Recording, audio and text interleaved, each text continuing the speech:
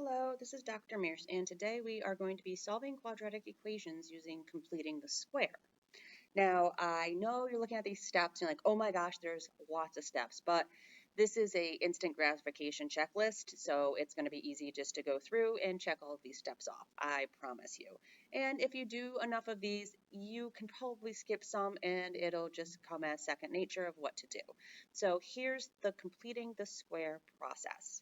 Steps. First, let's look at our example. X squared minus 6x minus 10. Now, we have gone through the factoring method, but we are not going to do that here because I don't know if you can find two numbers to add to negative 6 and multiply to 10. Multiplying to 10, we only have 1 and 10 and 2 and 5, and none of those add up to 6. So the factoring method would not work here. So that's why we're going to be completing the square.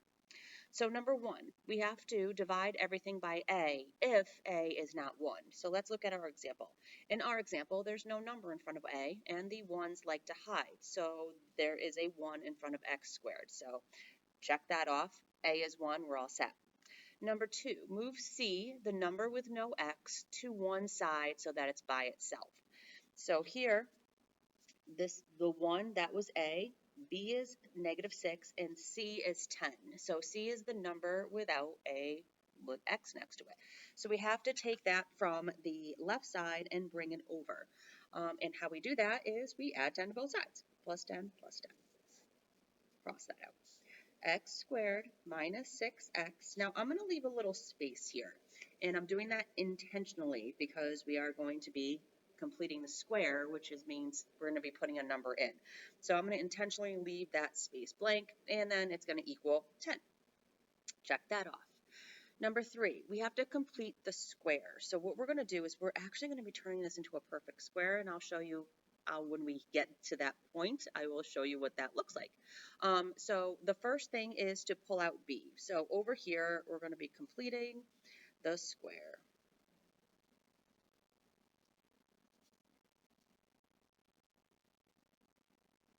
So b equals negative 6. 2, calculate b divided by 2 squared. So negative 6 divided by 2 in parentheses squared. You can do that step in your calculator. Please, please, please use the parentheses. Parentheses negative 6 divided by 2 squared, and we're going to get 9. Or you could do it in 2 steps, negative 3 squared, which is positive 9. So this is positive 9. What we're going to do is number 4. Add that number to both sides of the equal sign. So that's why I left a little space here. I'm going to put plus 9 and I'm going to put plus 9. Right? Factor and make a square. So we need to now factor this side.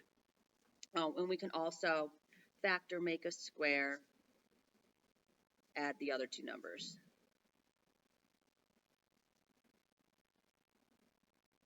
So we can add this to 19. Please combine those. I just forgot that step. That would have been 9 steps. But factor, and then we add these two numbers. So we have to think of two numbers that add to negative 6 and multiply to positive 9. So we're going to put x and x. I'm going to tell you that is a negative 3 and a negative 3. So it's going to be x minus 3 and x minus 3. Now you ask, will these always be the same? Yes, these will always have the same sign. These will always be the same exact numbers. That's because this is actually x minus 3 quantity squared. Look at that. We found a number that we can add in that would help these two factors be the exact same, and we can make it now a square because anything times itself is squared. 5 times 5, 5 squared. X times x, x squared. X times x, x squared. 5 times 5, 5 squared. X minus 3 times x minus 3, x minus 3 quantity squared equals 19. Don't forget that other number. So we added the other two numbers. Okay. Next, take the square roots of both sides. Don't forget the plus and minus. So we are going to take the square root of this side. Why, you ask? Well, we need to cancel out this square. And what's the inverse operation of square? You got it, square root. So these cancel out. Now we're going to take the square root of this side. And when we take the square root of that side, what we're going to have to put in front is a plus or minus. Why? Why do we have to put a plus or minus in front? This is because, let's just review. 4 times 4. You said that was 4 squared. Yeah, then that gives us a positive 16. Okay. How else can we get to this positive 16? Is there another number that we can get to positive 16? Well, there's the opposite. There's negative 4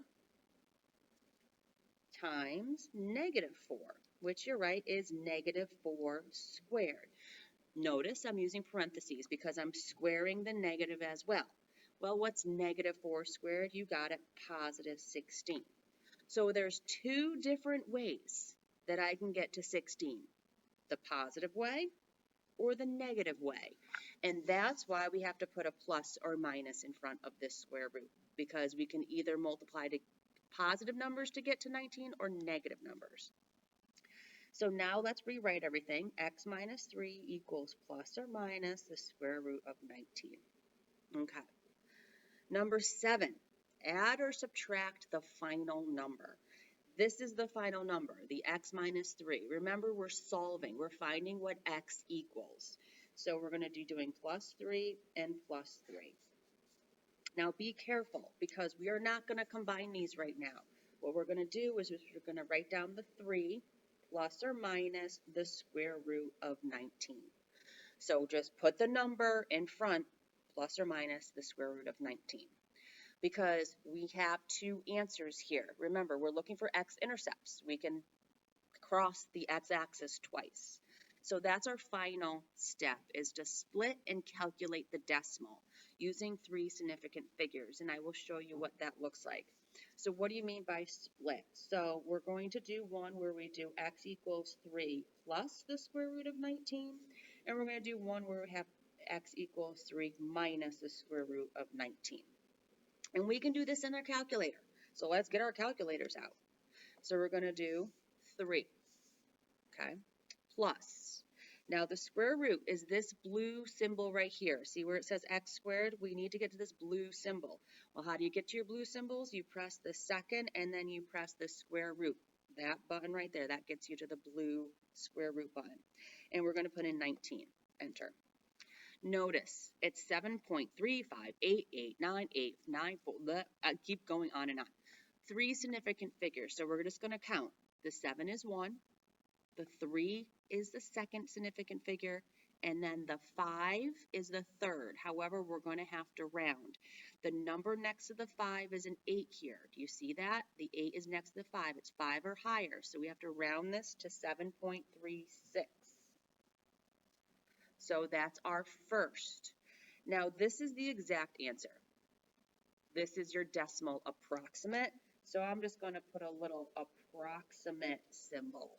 It's kind of a wavy equal sign because that is the exact answer. So our intercept, we can write 7.36 comma 0. You could also write it as 3 plus the square root of 19. But I want you to see that these are actual numbers. They're just decimals. So let's do 3 minus the square root of 19. We're going to get negative 1.3. Again, we're going to have to round to 6. So x is approximately negative 1.36. So 3 significant figures. Here's 1 figure, here's 2 figure, here's 3 figures. Okay. So now negative 1.360. You could also, if you wanted to write this as a point, you would write that as a point. If you wanted to write this as a point, it would be 3 plus the square root of 19 comma 0.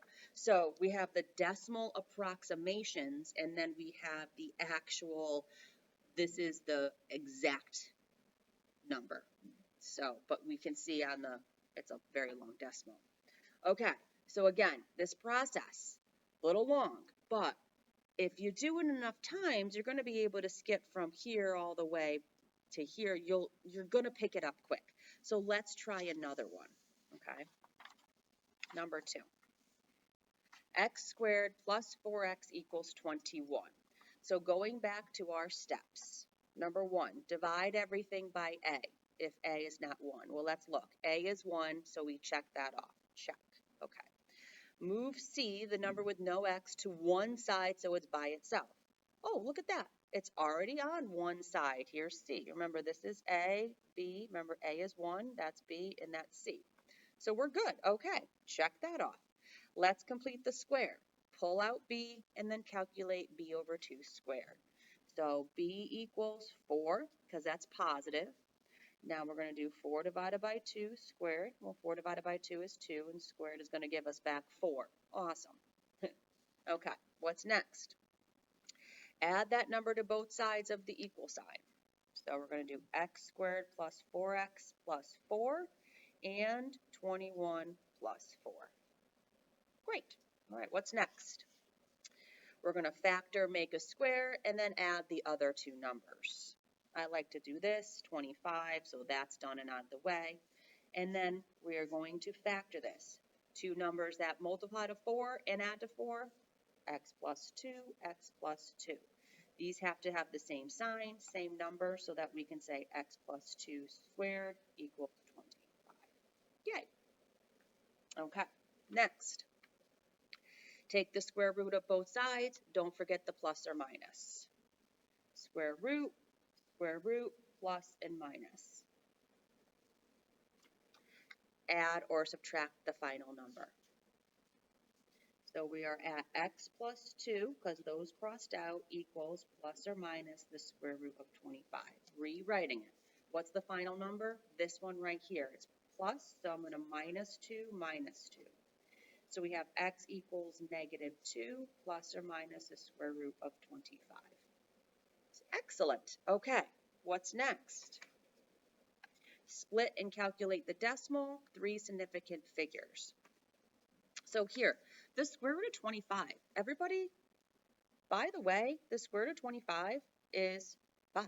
5 times 5 is 25. So this is not going to give us any decimals, which is really nice. So we're going to split it up. X equals negative 2 plus the square root of 25. X equals negative 2 minus the square root of 25. And if you're like, I don't know what just happened with that square root, then you can do it in the calculator. Negative 2 plus the square root of 25 is 3. Well, that makes sense because negative 2 plus 5 is 3. So x equals 3. Perfect. And x equals negative 2 minus the square root of 25, which is going to be negative 7. So these worked out. We have 3, 0 and negative 7, 0. No decimals for us. Absolutely fine. But it's completing the square, and it's nice to see that we don't have to actually go to 3 significant figures. Okay. Got it? All right, let's go. If you need to review this, remember, you can review it. All right, next. Number 3. 3 squared plus 12x minus 18. Divide everything by a if a is not 1. Remember, this is A, this is B, and this is C. A, it's not 1, it's 3. Divide, divide, divide, and you know what? I like to divide everything, even though that's going to be 0. 3 divided by 3, we get 1. 12 divided by 3, we get 4. Negative 18 divided by 3, we get 6. 0 divided by 3, we get 0. Yay, much better. Look at those lower numbers. Isn't that nice? I think that's very nice. Okay, what's next? Move C to one side, so it's by itself. Okay, here's our C, so we're going to have to add 6, add 6. Done. X squared plus 4x, I like to leave a space, equals 6. Sweet. Next step, complete the square. Pull out B. B is going to be, now we're going back to here, remember. B is going to be 4. So I'm going to do 4 divided by 2 squared. That's 4 plus 4 plus 4. All right, what's next? Let's add these two numbers together.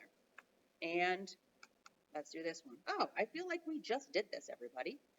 X plus 2, x plus 2. A little redundant, but that's okay. Let's turn it into a square because it's the same. X plus 2, quantity squared. Next, we have to take the square root. Don't forget the plus or minus. Plus or minus. Let's rewrite it. X plus 2 equals plus or minus the square root of 10. Last, let's add or subtract that final term. Minus 2 minus 2. So x equals negative 2 plus or minus the square root of 10. I'm going to go up here because I'm running out of room. All right, lastly, split and calculate the decimal, 3 significant figures. So the first one is going to be negative 2 plus the square root of 10, negative 2 minus the square root of 10. X equals, on and clear, negative 2 plus the square root of 10, 1.16, and let's look at the number. It's a 2, so we're just going to do 1.16, and x equals negative 2 minus the square root of 10, negative 5.162, so we're just going to go negative 5.16. So 3 significant figures. Here's 1 figure, here's 2 figures, here's 3 figures. 1 figure, 2 figure, 3 figures, 3 significant figures. Okay, and this last one, we've made it. If you want to try this last one, you can by yourself. I am going to tell you, you are going to run into a couple of decimals, and decimals are absolutely fine because we are ending up in decimals, even though we do have exact answers. So you may work with decimals with this one. So we have 4 squared minus 8x equals 6. Yes, notice our c term is already on the other side. So step 1, if a is not 1, we have to divide it out. So a is 4, so let's divide everything by 4. Everything by 4. All right, so 4 divided by 4 is going to give us x squared. Negative 8 divided by 4 is negative 2x, and 6 divided by 4 is going to give us 1.5, which is absolutely fine. And usually I leave a little space there, so let me just erase this, and let's leave a space equals 1.5. Okay, what's next? Let's pull out b. Here's b. b is negative 2, so we're talking here's a, here's b, and here's c. So negative 2, let's divide it by 2 and square it, remembering our little parentheses here. This is going to be 1. What do we do with this number? Add it to both sides, plus 1, plus 1. All right, I like to combine those. 1.5 plus 1 is 2.5. Let's factor this, x and x. We're going to have a minus 1 and a minus 1. Yes, they're going to be the same because it's going to be x minus 1 squared equals 2.5. And, yep, you're going to take the square root. That crosses out. Square root. Don't forget our plus and minus. Let's rewrite it. X minus 1 equals plus or minus the square root of 2.5. And hopefully you're seeing the flow of this. Again, if you do these over and over, you're going to get good at completing the square. Finally, let's add the plus 1 over my plus 1. So x equals 1 plus or minus the square root of 2.5. Let's get our final answers. We're going to do x equals 1 plus the square root of 2.5 and x equals 1 minus the square root of 2.5. So approximately, I haven't been using that little squiggly. It's squiggly because it's approximately, because I am rounding, so squiggly. Clear, 1 plus the square root of 2.5 is 2.58. There is a 1 next to the 8. There is a 1 right here. Sorry, there is a 1. So it's just 2.58. And 1 minus the square root of 2.5. Negative 0.581. Now here's the thing. That 0 doesn't count. Okay? So we need 3 significant figures. So we're going to go 5, 8, and we're going to now take that 1. So x is approximately negative 0.581. So 1 significant figure, 2, and 3 significant figures. It gets confusing when that 0 does come into play because it might come into play here. When we get there with the significant figures, I will explain that to you. But for now, I do want you to count them, knowing that this 0 doesn't count. So we needed 1 significant figure, 2 significant figure, 3 significant figures. And there you have it. This has been the process. I mean, it is a process, everybody, of completing the squares. There's a lot to remember. However, I'm hoping that this checklist here You go through and you kind of check things off, making sure that you have everything. Make sure you add this into your notes as well to add the other two numbers, so just so you don't forget. It's an easy thing to do. And I hope this helped. Thank you.